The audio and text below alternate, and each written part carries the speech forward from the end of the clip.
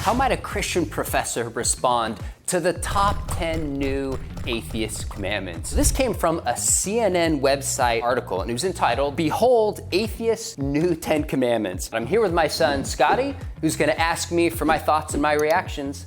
You ready to go, buddy? Let's do this thing. Atheist commandment number 1. Be open-minded and be willing to alter your beliefs with new evidence. I actually love that it starts here because this is an area that Christians and atheists can find some common ground. I think it's built into the scriptures that we should follow evidence, that we should believe what is true and reject what is false. So there's some Christians who are open-minded, willing to alter their beliefs, and there's some that are not. There's some atheists who are open-minded and willing to follow their beliefs, and some who are not. But bottom line, commandment number 1, love it.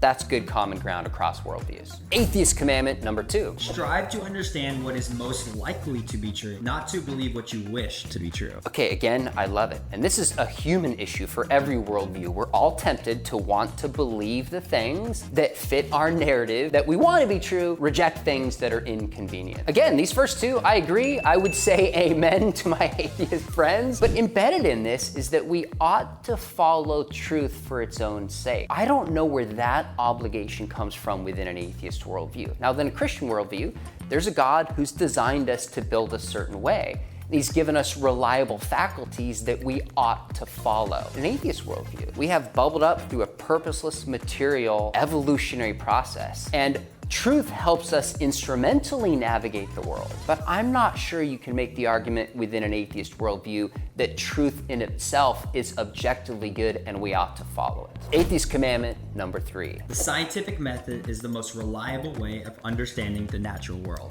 The claim is the scientific method is the most reliable way of understanding the natural world. That is a claim that's not a scientific claim. You cannot test that claim through the scientific method. This very commandment concedes that there's other very important and valuable non-scientific ways of understanding the world. Now, there's big common ground here in the value of science between atheists and between Christians. There's no coincidence that the greatest scientific pioneers, whether it's Pascal, Boyle, Newton, Pasteur, Galileo, were theists. Most Christians. We agree that science is a powerful way of understanding the natural world. But within this worldview, the natural world is all that exists. And of course, I believe there's other kinds of knowledge and things beyond the physical natural world that are real. And I would argue like moral faculties. I know as much as I know anything in the world that it's wrong to torture a child for fun. I know that as clearly as I do any scientific statement. Atheist commandment number 4. Every person has the right to control of their body. Okay, now, as Christians, I would agree that we have bodily autonomy, but I think we all recognize that our right to our own body is limited when we're going to harm another human being. So I can drive my car where I want to, but I cannot drive it on the sidewalk, legally or morally, because I very much might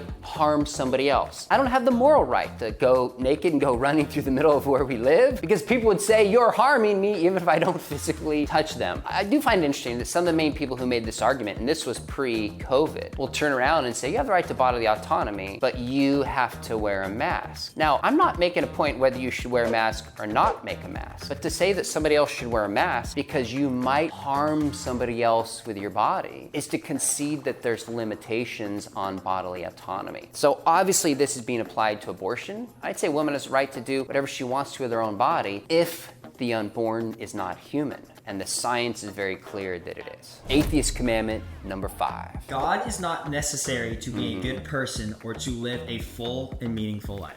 Okay, so it depends on what's meant by God is not necessary. It's not necessary to believe in God. Even as a Christian, I would say, atheists can and often are moral. As a Christian, I'd say, because they're made in God's image and still live in God's world. The real question is, can you have the idea of being a good person and living an objectively meaningful life if there is no God? So if you think about a book, somebody could read a book if they don't believe in authors. But can you have books without without authors? The answer is no. So if there's such a thing as what it objectively means to be a good person, and what it objectively means to live a meaningful life, I'm not sure how you get there without an objective standard of meaning, an objective standard of good that points towards a God. So I agree with the atheist, you don't have to believe in God to do so. I just don't think you can get objective morality or an objectively meaningful life if there is no God. Atheist commandment number 6. Be mindful of the consequences of all your actions and recognize that you must take responsibility for them.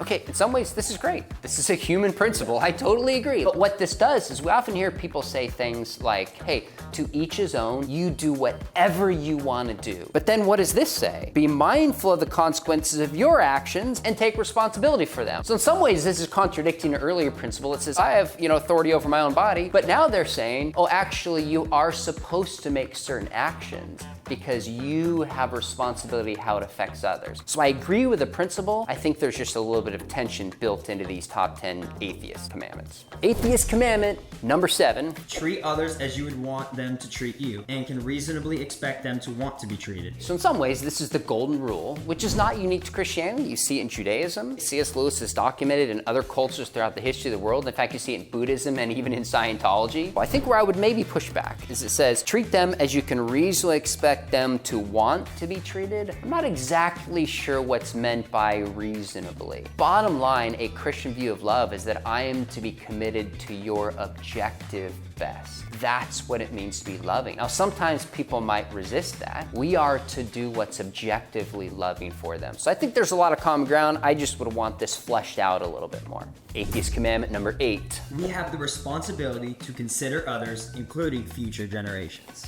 I love it. I totally agree that we have a responsibility to consider others, including future generations. I just don't know where that responsibility and that moral obligation comes from if there's not a God. So I agree with the atheist. Many atheists do this, and I commend them for it. And a lot of Christians don't. But I want to know where that duty to have responsibility to our posterity comes from. If there's not a God, I don't see it. Atheist commandment number 9. There's no one right way to live. Now, it depends on what you mean, no one right way. Even in the Bible, it talks about not judging certain people because people have different kinds of liberty when it comes to choices that they make. There's also differences in spiritual gifts that people might have. So we're unique, we have different professions, but I do find it somewhat in tension with the other ones that are telling us certain ways that we should live and says there's no one right way to live. Clearly, atheists think that the atheist worldview is correct, and we ought to conform our lives to it, including this list. Atheist commandment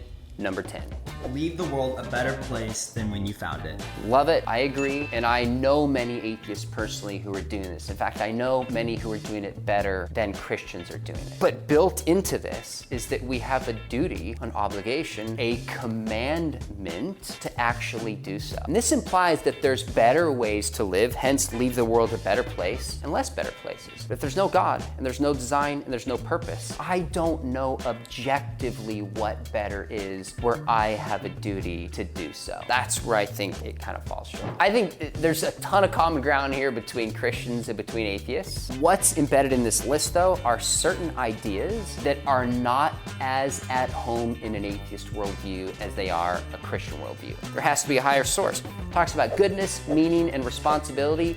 There's oughts and commandments and all sorts of things in here that to me make a lot more sense if there's a God who's designed us to live a certain way. Because commandments kind of seem to point towards a commander. And I'm curious, what do you think? Well, as I look at these 10, I would love to talk to different atheists about this because Christians unanimously agree upon the 10 commandments. I would have a hard time believing that every single atheist would agree with all 10 of these. But personally, my favorite one is number 9. There's no one right way to live, yet it's telling you the right way to live. So I think that's a super interesting list, but this is awesome. Great feedback, thanks. Hey, hope you enjoyed this. Whether you're a Christian or an atheist, tell us what you think. If you're an atheist and you think, Kai, there's other commandments that should have been in here. If you think I didn't understand or botched one of the commandments, give us your feedback. Would love to hear. Thanks for watching. We'll see you next time.